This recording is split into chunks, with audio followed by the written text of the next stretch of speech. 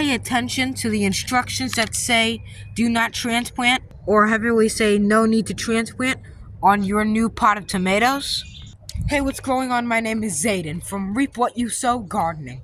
In this video, I'm going to be telling you and showing you, should you listen to this on your pot for tomatoes that you just got? And should you, if you want to transplant, should you listen to it? Well, you'll find out in this video, and the results will heavily shock you. Let's do this. In this raised bed here, I have some early girl hybrid tomatoes that used to be in this pot here. I got them when I think I got them a couple months back. These tomatoes right here that were in this pot, alright? Listen to what it says. No need to transplant. Okay?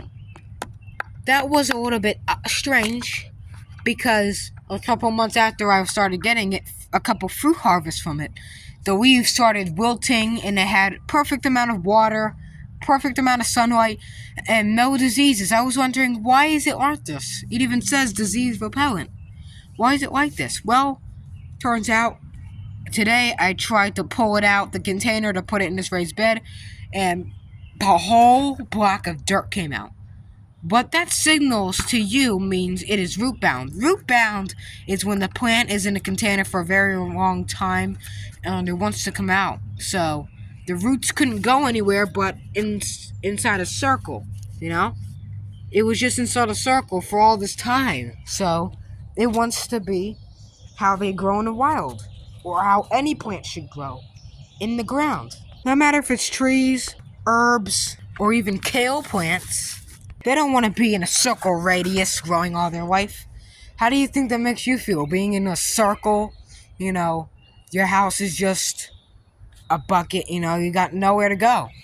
It's like a circle fish tank, you know? You can only be in there for so long until you get tired or sick, like a tomato plant, and that desperately needs to have correct amount of sunlight and soil like this. And I just noticed that this truss, oh god, this truss is gone now. No, we gotta get rid of it because it's snapped.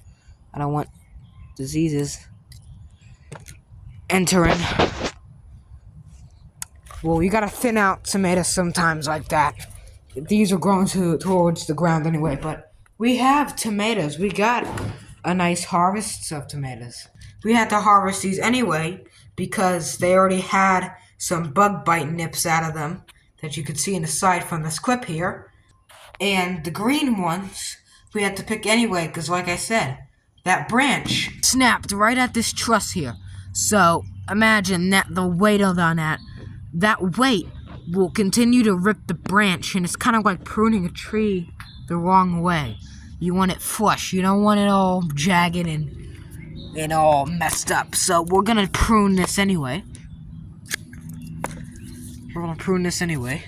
To get rid of the leaves that are gonna touch the ground, because you never want those leaves touching the ground. And the little secret I use to not spread germs and disease is actually take some rubbing alcohol,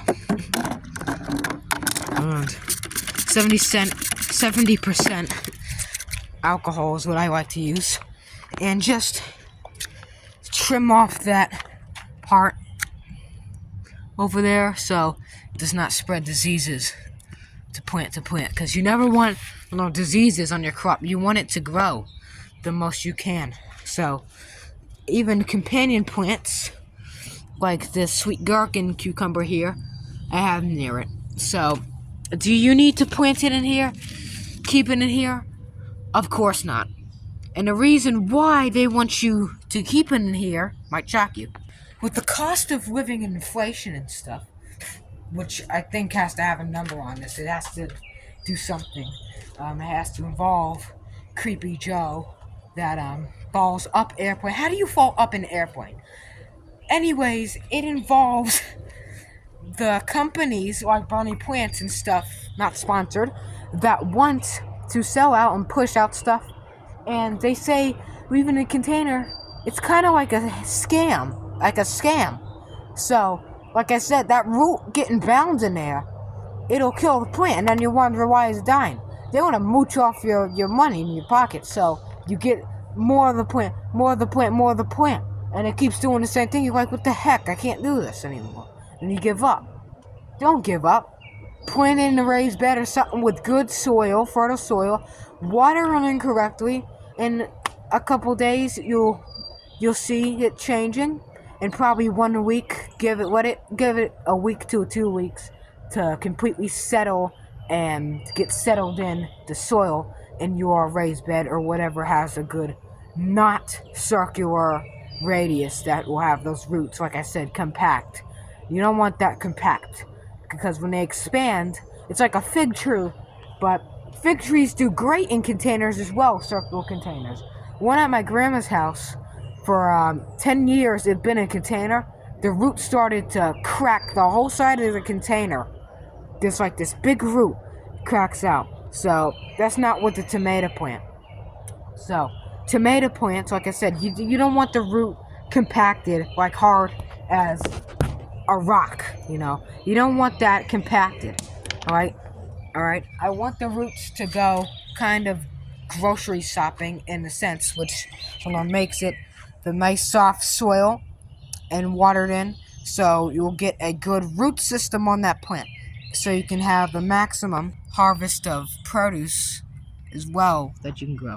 And when it's flowering, then that's really also good. So here's a little hack for flowering tomatoes. When your tomatoes start to have flowers like this, you know, have a lot of bee activity, what you can do is either take an electric toothbrush, and all you gotta do is, well, make sure it don't have toothpaste on it, or else, you know, your tomato plant's probably gonna come in your room and haunt you in your dreams, something.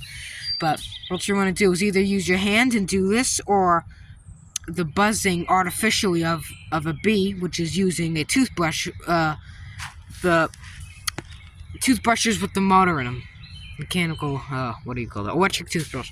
And you want to basically bounce the pollen from flower to flower to create fruit. And when that's done, go ahead and see the crotch of the tomato plant. You can see its sucker growing out. Now, I didn't call it that. I call it sucklings. You just remove it, and you'll get a good harvest of produce. So, you'll get nice fruit. If you're wondering, here's a little bit of a tech tip, or science. You might think these are leaves on the top. They're actually not. It's actually called a calyx that forms on the petals that hold in the flower petals. That eventually grows into that, which you'll see on your fruit. So I hope you enjoyed this video and learned something from it. And if you did, make sure you give it a nice, ripe, get this bit for the video, because I don't want to keep jump cutting, ripe tomato thumbs up. Make sure you break that thumb out of that pot and let it grow the best you can. Subscribing helps my channel out heaps. I highly recommend subscribing. If you haven't already, go do it. It's absolutely free, and I mean it. Try it out.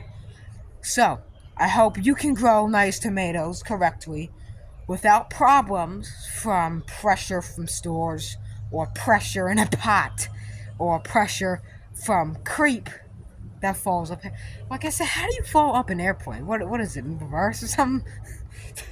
Anyway, thanks for watching, and make sure to clean off your shears with rubbing alcohol. That's a really good tip too. I know you wanted to see a fig tree. Here it is. Figs in glory.